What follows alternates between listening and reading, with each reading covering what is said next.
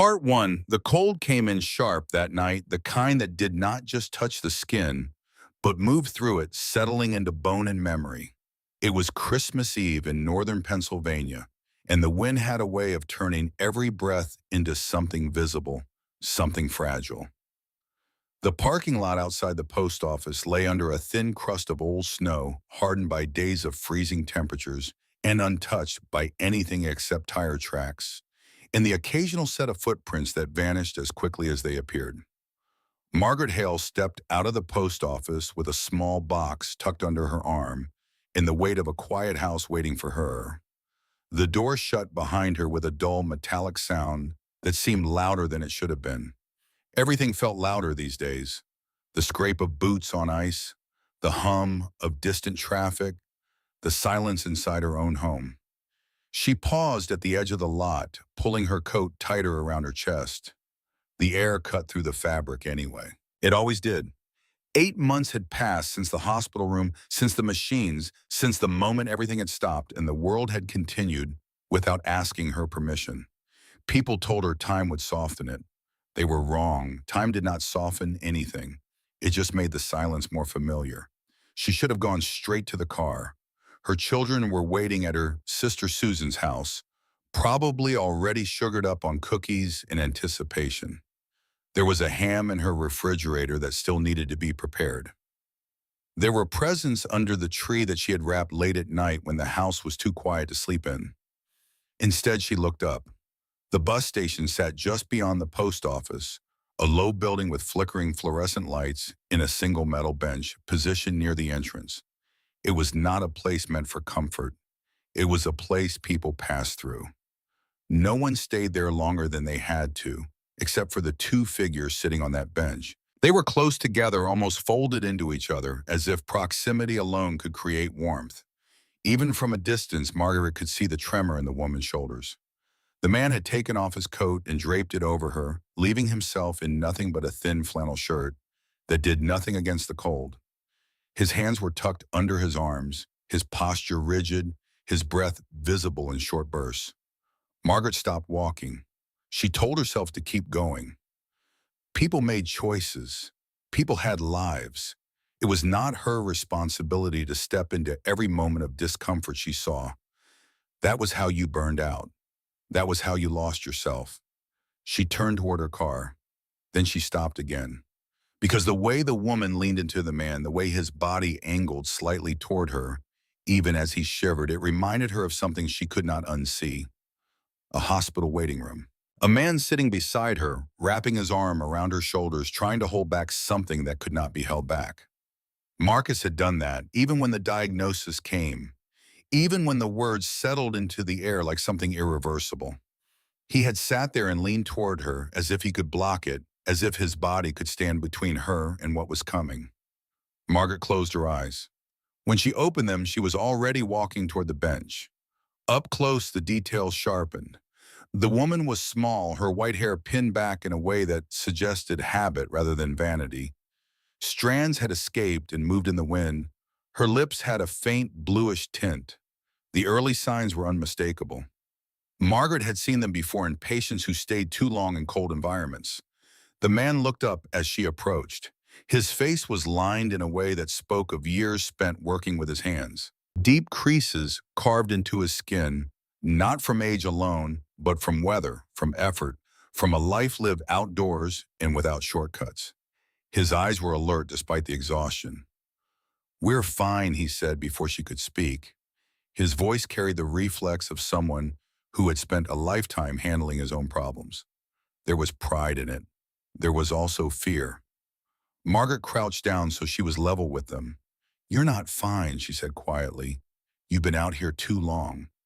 The woman looked at her then, and Margaret saw the frozen streaks on her cheeks, tears that had dried in the cold before they could be wiped away. "We're waiting for our son," the woman said. Her voice trembled. "He said he would come." "What time did he say at 10?" the woman answered. Margaret glanced at her watch. It was nearly noon. "How long have you been here?" The man hesitated, his jaw tightened. "Since the bus came in," he said finally.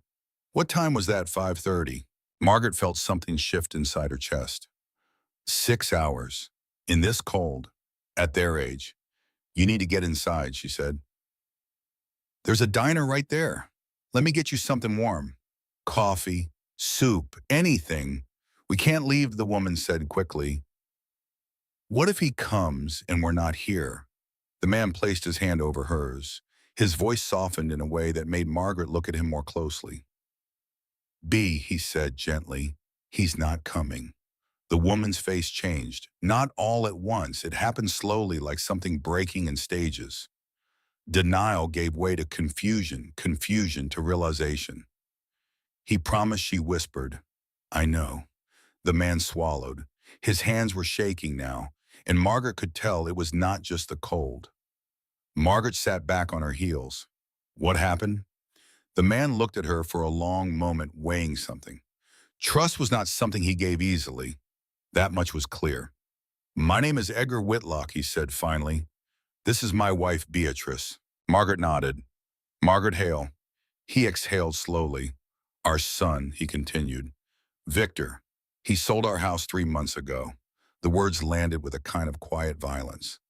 52 years, Edgar said. "I built half of it myself. Raised him there. Every Christmas. Every birthday." Beatrice's hand tightened around his. "He said he was moving us in with him," Edgar went on. "Said it was time. Said he would take care of everything," and then Edgar let out a sound that might have been a laugh if it had contained any humor. "He put us on a bus. Said he would meet us here.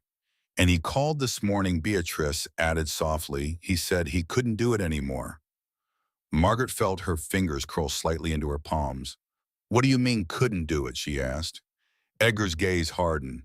"He said we were too much. Said there were places for people like us. Shelters, programs." "And the house?" Margaret asked. Edgar's eyes flickered. "Gone," he said. "Sold. $300,000. Do you have access to that money?" He shook his head. He said he was holding it for us. Something cold and precise settled into Margaret's thoughts. Not the kind of cold outside, a different kind. One she recognized from hospital corridors and paperwork and conversations that did not sit right. She stood up. "Here's what's going to happen," she said. Edgar looked at her sharply.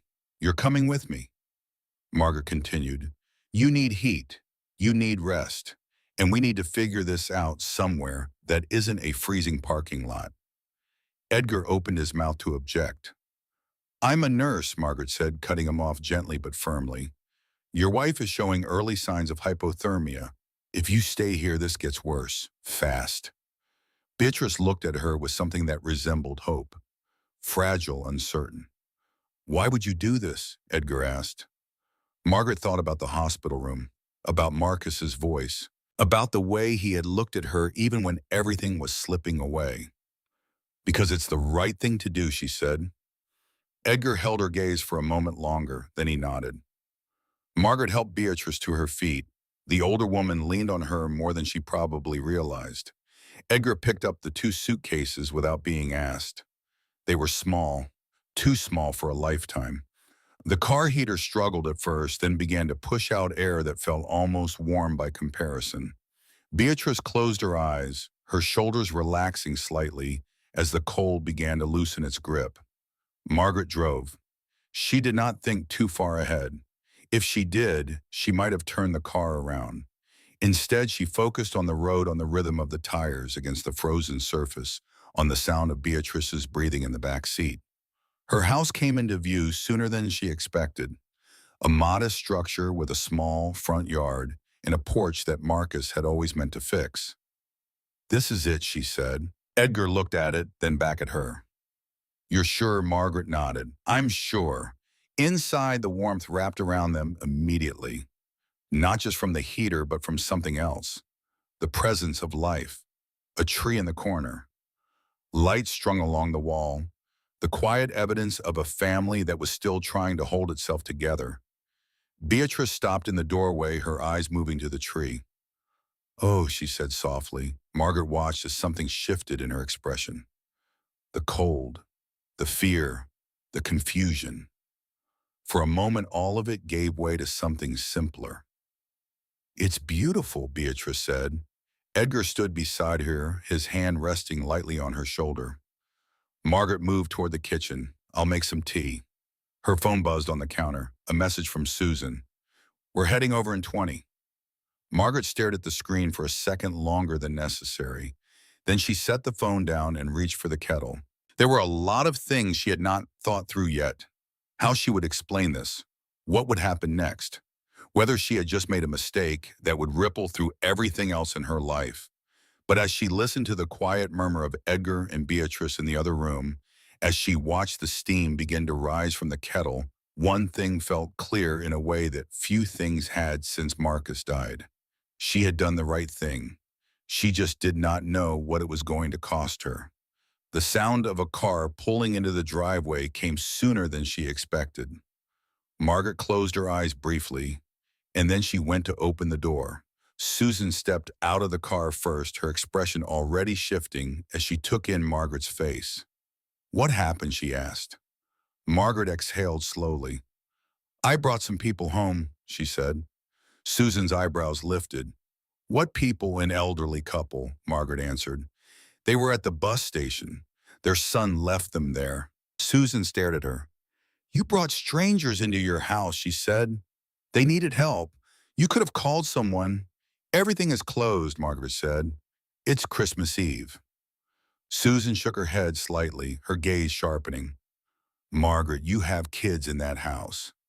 "I know, and you don't know anything about these people." Margaret thought of the bench, of the cold, of Beatrice's tears frozen on her cheeks. "I know enough," she said quietly. Susan held her gaze for a long moment. "Fine," she said finally, "but I am staying. I want to meet them." Margaret nodded. Inside, the door closed behind them. And somewhere in the back of Margaret's mind, a question began to take shape. Not about whether she had done the right thing, but about what would happen when the man who had abandoned them decided to come back. Part 2, the house did not feel the same that night. Not because anything had changed physically. The tree still stood in the corner, its light steady and warm. The presents remained untouched beneath it, their ribbons catching the glow in quiet flashes. The kitchen smelled faintly of cloves and honey from the tea Margaret had made earlier. But something had shifted in the air itself.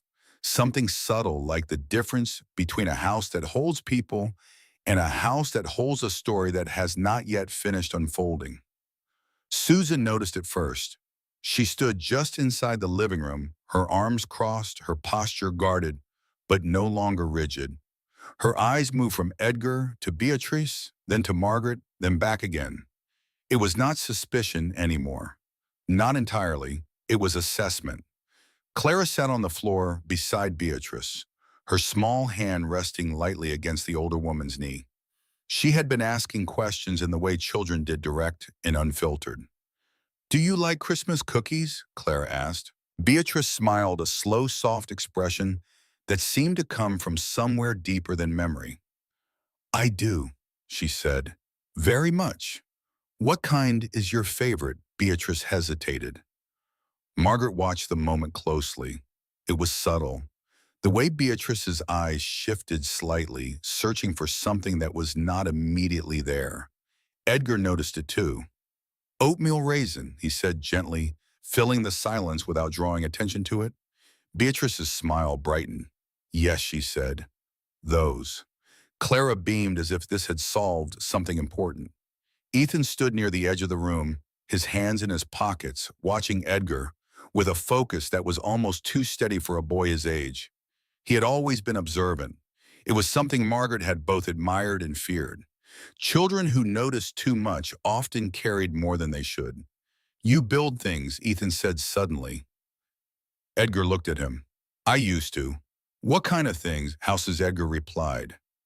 "Furniture, cabinets." Ethan nodded slowly. "My dad built things too." The room shifted again just slightly. Margaret felt it in her chest before anyone spoke. "What was his name?" Edgar asked. "Marcus," Ethan said. Edgar inclined his head, a quiet acknowledgement. "Good name," he said. Ethan did not respond immediately. He studied Edgar for another moment, then said, "We were building a birdhouse before he got sick." The words hung in the air. Margaret turned slightly, busying her hands with plates she did not need to move. The rhythm of normal activity helped steady her. "Did you finish it?" Edgar asked. Ethan shook his head. Edgar's gaze moved to the floor, then back to the boy. "Maybe we could," he said, "if your mother doesn't mind." Margaret looked up then. Their eyes met. It was a small offer, a simple one, but it carried weight. "Yeah," Ethan said quietly. "I'd like that." Dinner came together in a way that felt almost accidental. Susan helped in the kitchen without being asked. Plates were set, food was passed. Conversation moved in small, careful steps at first, then gradually found a rhythm that felt almost natural. Margaret watched it unfold with a kind of quiet disbelief. This was not how the evening had been supposed to go. This was not the life she had planned. But for the first time in months, the table did not feel empty. Beatrice spoke about teaching, about classrooms and children and the small rituals that defined a day. Edgar added details where she faltered, not correcting her, just guiding the story forward. Susan listened, really listened, and somewhere between the passing of dishes and the soft exchange of words, her expression changed. Later, when the children had gone to bed and the house had settled into its nighttime quiet, Susan found Margaret in the kitchen. "You can't keep them here forever," she said. Margaret did not turn around immediately. She was rinsing a glass that did not need rinsing. "I know," she said. "Son, but you're thinking about it," Susan pressed. Margaret set the glass down now. "I'm thinking about what happens next," she said. Susan leaned against the counter. "What happens next is that their son shows up?" Margaret's jaw tightened slightly. And then what Susan continued. "You hand them over and hope he suddenly becomes a different person." Margaret did not answer. "Or you don't," Susan said. "And then you're in the middle of something you don't understand." Margaret turned then, meeting her sister's gaze. "He left them on a bench in freezing weather," she said. "For 6 hours." Susan did not look away. "I know," she said. "And that's exactly why this is going to get complicated." The words settled between them. Complicated. Margaret had spent months living in a world that felt stripped down to its simplest elements. Get through the day, take care of the kids, avoid the spaces that still echoed too loudly. This was not simple. This was something else entirely. That night's sleep did not come easily. Margaret lay awake listening to the quiet sounds of the house, the soft creak of wood as it adjusted to the cold, the distant hum of the heater, the faint rhythm of breathing from the guest room down the hall. At some point, she got up. The hallway was dim lit only by the faint glow from the living room tree. She moved quietly, her steps careful out of habit more than necessity. The guest room door was slightly open. Inside, Edgar sat in the chair by the window. He was not asleep. He was looking at something in his hands. Margaret hesitated, then knocked lightly on the doorframe. "Couldn't sleep," she said. Edgar looked up. His expression was not surprised, just tired. "Me neither," he replied. She stepped inside. "What is that?" she asked, nodding toward his hands. He turned it slightly so she could see. A folded piece of paper. "Copies," he said, "of the paperwork." Margaret felt a quiet tension move through her. "May I?" she asked. He handed it to her. The paper was worn at the edges, creased from being folded and unfolded too many times. She read. Her training did not stop at medicine. Years of dealing with patient care, with insurance forms, with consent documents, had given her an eye for language that did not sit right. This language did not sit right. "Power of attorney," she said slowly. Edgar nodded. He had her sign it, he said. Margaret looked up. When she asked, Edgar's mouth tightened. "After the diagnosis." How long? After few months. Margaret looked back at the paper. The wording was broad. Too broad.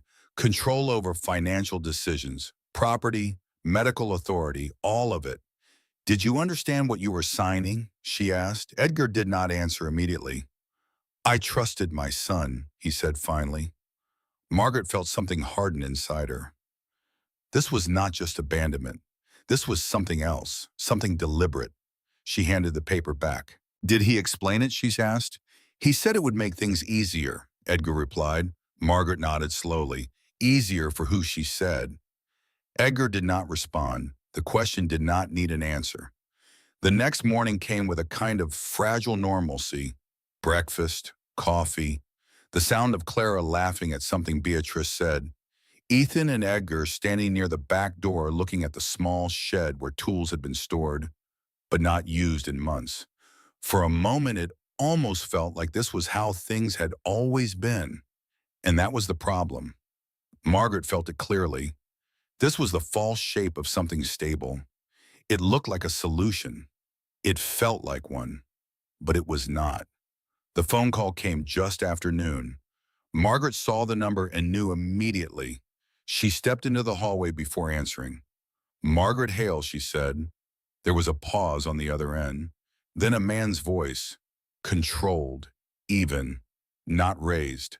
Victor Whitlock, he said. Margaret's grip tightened slightly on the phone. I was wondering when you would call, she replied. I was wondering when you would answer, he said. The tone was polite, too polite. I understand my parents are with you, he continued. They are, Margaret said. Good, Victor replied. Then this should be simple. Margaret did not respond. I appreciate you helping them, he said. But this situation needs to be corrected. Corrected, Margaret repeated. Yes, Victor said. They need to come home. Margaret's gaze moved toward the living room where Beatrice was sitting with Clara. They were waiting for you for 6 hours in freezing weather, she said. A pause. I had an emergency, Victor replied. Margaret almost laughed. Almost. They said you called them? She said. Another pause. This one longer. Margaret, Victor said, his voice shifting slightly. You don't understand the full situation. Then explain it, she said. They are not capable of managing their own affairs anymore, he said. My mother especially. Margaret thought of the paperwork. I've seen the documents, she said. Silence. Then very carefully the Victor spoke. Then you know that I am legally responsible for them, he said. Margaret felt the weight of the words. Legal, responsible, control. They signed those documents under your guidance, she said. They signed them willingly, he replied. Margaret's jaw tightened. They are staying here for now, she said. That is not your decision to make, Victor said. It is right now, she replied. The politeness cracked, just slightly. You are interfering in a legal matter, he said. Margaret did not back down. I am keeping 2 people from freezing, she said. They were not in danger, Victor replied. Margaret closed her eyes briefly.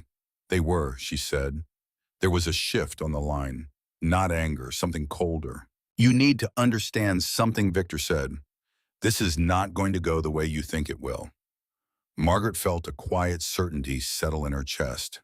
It already isn't, she said. She ended the call. For a moment, she stood there, the phone still in her hand. Then she walked back into the living room. Edgar looked up immediately. He called. Margaret said. Edgar nodded once as if he had expected it. What did he say, he asked. Margaret met his gaze. He says he's legally responsible for you, she said. Edgar let out a slow breath. And you believe him, he asked. Margaret shook her head. I believe he thinks he is, she said. Beatrice looked between them, confusion flickering across her face. Margaret crossed the room and knelt beside her. You're safe here, she said gently. Beatrice studied her for a moment. Then she nodded. Okay, she said.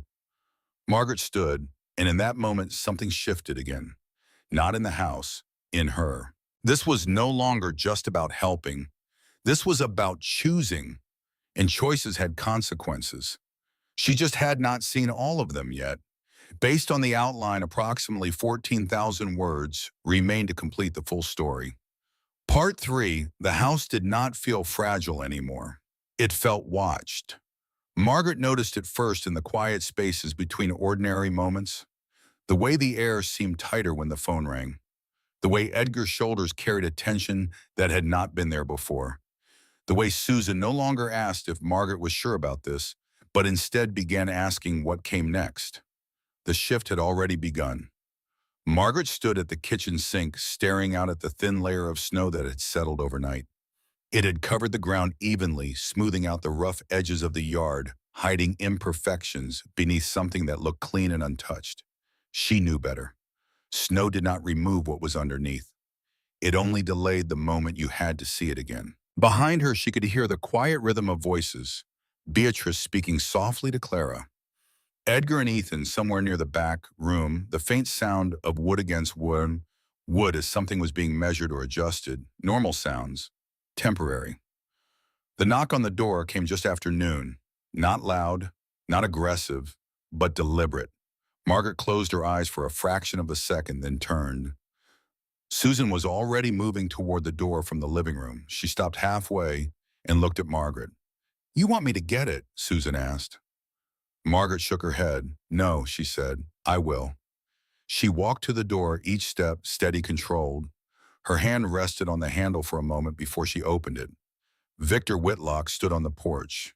He was not what Margaret had expected. There was no visible anger, no raised voice, no overt sign of confrontation. He wore a dark coat, clean and pressed. His posture was straight, his expression calm. That was what made it worse. Because calm meant control.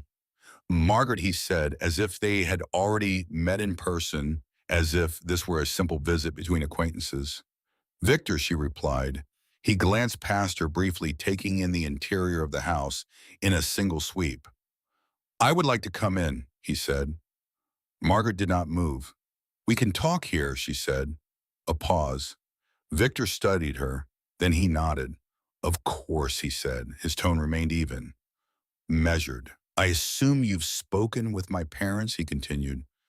"I have," Margaret said. "And you understand their condition," he added. Margaret's gaze did not shift. "I understand enough," she said. Victor inclined his head slightly. "My mother is not well," he said. "Her memory is inconsistent. She becomes confused. She says things that are not always accurate." Margaret felt the weight of each word. Carefully chosen, constructed. She knew exactly what she was saying. "Yesterday," Margaret replied. Victor's expression did not change. "Clarity can come and go," he said. "That does not mean she is capable of making decisions about her own care." Margaret felt the edge of something sharper now. "And your father," Victor continued, "has never been good with details. He trusts easily. That is not a fault, but it does mean he relies on others to handle certain matters." Margaret thought of the papers Edgar had shown her, the power of attorney, the missing money. "This conversation is not about their capabilities," she said. Victor's eyes settled on her fully now. "No," he said quietly. "It is about authority." The word lingered. Margaret did not respond. "I am legally responsible for them," Victor said. "That is not a matter of opinion. It is documented. And yet you left them outside in freezing weather," Margaret said. For the first time, something shifted in his expression. Not guilt, annoyance. "It was not my intention for them to remain there that long," he said. "Circumstances changed." Margaret almost laughed again. "Almost. They waited 6 hours," she said. Victor's voice remained level. "They could have gone inside," he replied. Margaret's hand tightened slightly at her side. "They believed you were coming," she said. Victor's gaze flickered briefly, then steadied. "And now they are here," he said, "which is why we need to resolve this." Behind Margaret, she could hear movement. Edgar had come into the hallway. Margaret did not turn. Victor saw him. "Dad," he said. The words sounded practiced. Edgar did not step forward. "You should not be here," Edgar said. Victor's expression softened slightly, as if shifting into a different role. "I came to bring you home," he said. Edgar shook his head. "We don't have a home," he replied. A pause. Victor's jaw tightened almost imperceptibly. "You have a place to stay," he said. "That is not the same thing," Edgar answered. Margaret felt the tension rise, not in volume but in density. Victor looked back at her. "This is exactly what I was concerned about," he said. "They are being influenced." Margaret stepped forward slightly. They are being cared for, she said. Victor's gaze hardened. You are overstepping, he said. Margaret did not move. And you are threatening, she replied. The air shifted. Victor reached into his coat. Margaret's body reacted instantly, a flicker of instinct, but he only pulled out a folded document. He handed it to her. Then let's be clear, he said. Margaret took it. Her eyes moved across the page. Legal language. Formal. Precise. A notice, her chest tightened. What is this, she asked, though she already knew. A petition, Victor said, for unlawful interference in the care of dependent adults. Margaret felt the ground beneath her shift. Not physically, something deeper. You're filing this, she said. I already have, he replied. The calm never left his voice. You have children, he added. Margaret looked up sharply. Victor met her gaze. This could become complicated for you, he said. There it was, not a threat, a statement, which made it worse. Behind her she heard Susan inhale sharply. Edgar stepped forward now. You will not use them, he said. Victor did not look at him. This is not about them, he said. This is about responsibility. Margaret folded the paper slowly. Her hands were steady, but something inside her was not. You should leave, she said.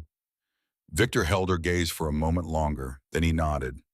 This will move forward, he said, with or without your cooperation. He turned, walked down the porch steps, did not look back. The door closed. Silence followed, not the quiet of before, something heavier. Margaret stood in the center of it. Then she exhaled, slow, controlled. Susan moved first.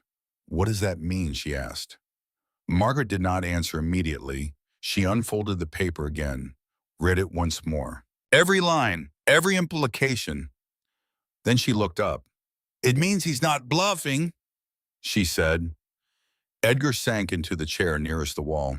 Beatrice watched him, her expression uncertain. What's happening? She asked softly. Margaret crossed the room and knelt beside her. We're going to figure this out, she said. Beatrice studied her face, then nodded. Margaret stood. And in that moment, something inside her reached its breaking point. Not outwardly, no visible crack, but internally. A question rose, loud, clear. What am I doing?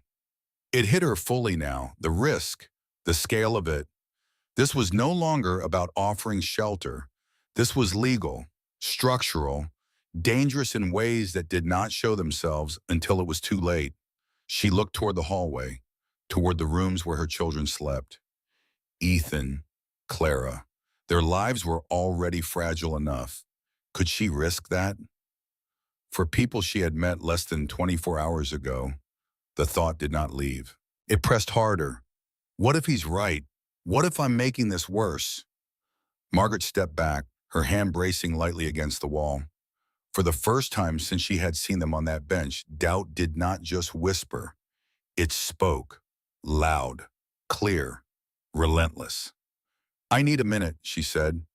No one stopped her. She moved down the hallway into her room and closed the door. The quiet inside felt different, contained. She sat on the edge of the bed, her hands rested in her lap. Still, her mind was not. It moved through every possibility, every consequence. The house, her job, her children. What happens if I lose this? The thought settled heavily, because now it was real. She could. She might. And then another thought followed, equally clear. What happens if I walk away? The image came back. The bench. The cold. The way Beatrice had looked at her. The way Edgar had said nothing when he handed her the papers. Trust, not asked for. Given. Margaret closed her eyes. This was the moment. Not the knock on the door. Not the call. This. The point where the path divided. Stay. Or step back. Protect what she had. Or risk it for something that might not even hold. She sat there for a long time. Long enough for the house to shift around her. For the sounds to settle. For the weight of the decision to become something she could carry. When she stood, her hands were no longer shaking. When she opened the door, her steps were steady. She walked back into the living room. Everyone looked at her, waiting. Margaret met Edgar's gaze first, then Beatrice's, then Susan's. "We're not stepping back," she said. The words landed, firm, clear. Susan's shoulders shifted slightly. Not resistance, acceptance. Edgar nodded once. Beatrice smiled, soft, relieved. Margaret turned, moved toward the table, picked up the paper again. Her eyes moved over it one more time. Then she set it down, carefully. "We're going to fight this," she said, and this time the word did not feel uncertain. It felt earned. Outside, the snow continued to fall. Inside, something else had begun. Not resolution, not yet, but direction. And sometimes that was enough to move forward. Based on the outline, approximately 7,000 words remained to fully complete and expand the entire story to the target length.